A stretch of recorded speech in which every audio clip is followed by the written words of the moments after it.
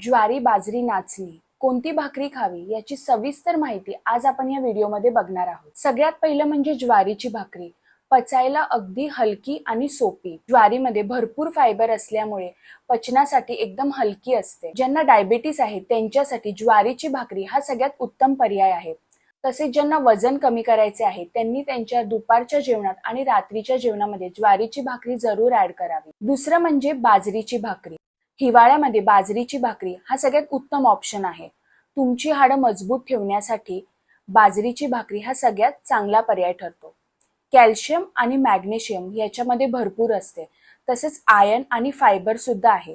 त्यामुळे तुमच्या शरीरामध्ये असलेली रक्ताची कमतरता ही बाजरीची भाकरी खाल्ल्यामुळे भरून काढली जाते। थंडीच्या दिवसामध्ये जर तुम्ही बाजरीची भाकरी आणि त्यासोबत ताक घेतले त्याचे तुम्हाला खूप फायदे होऊ शकतात। तिसरं म्हणजे नाचणीची भाकरी।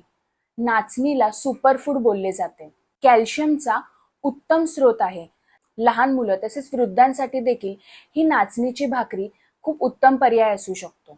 जी मुलं स्पोर्ट्समध्ये आहेत त्यांनी नाचणीची भाकरी किंवा नाचणीची पेस्ट त्यांच्या आहारामध्ये नक्की ऍड केली पाहिजे। नाचणीच्या भाकरीमध्ये प्रोटीन आणि अँटीऑक्सिडंट सुद्धा भरपूर आहेत।